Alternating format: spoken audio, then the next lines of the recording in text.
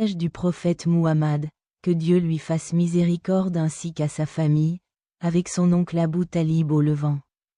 Lorsque le prophète Muhammad, que Dieu lui fasse miséricorde ainsi qu'à sa famille, apprit son existence, son fils dut retourner à la maison pour le voir. Arrivé à Busra, le voyage s'arrêta. C'est le mois de Bahira, qui recevra les félicitations des chrétiens. Ceux qui se souviennent des caractéristiques du prophète Muhammad, c'est-à-dire que le Père et le Fils de Dieu sont liés à lui, ont entendu. Celui qui a des enfants ne doit pas considérer le Fils comme un héritier légitime. Mais il arrive aussi que la vérité soit différente. Mais quel est le lien? 2. Lorsqu'il fut envoyé. Il envoya le message, quel que soit le mot de passe et le bénéficiaire qui lui était lié, protégé par un nouveau, ou du mal.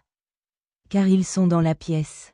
L'arbre est dans la pièce et ses branches sont inscrites sur le message, c'est-à-dire le lien et les données qui y sont liées. Alors, il appartient au genre et porte les marques de la profession. Il dit à Abu Talib, « Qu'est-ce que ce jardin ?» Quand il le remplit, et le moine répondit, « Il n'est pas convenable qu'il soit en vie. » Le maître s'occupe de celui qui est en retard. Et qui est celui qui est ici? Abu Talib demanda, « Est-ce cela que j'ai appris ?» Il répondit, « Quand le nouveau monde viendra à toi. » Il dit, « Nous ne le faisons pas. » C'est ainsi que nous le pensons, compte tenu de notre situation actuelle. Le messager est envoyé au destinataire et son message est transmis selon l'ordre établi.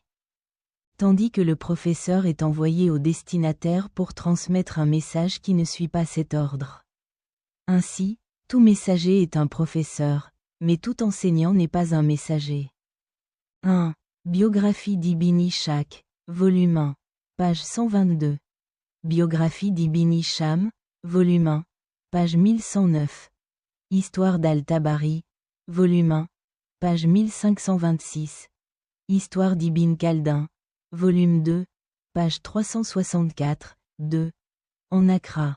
Verset 146, 25.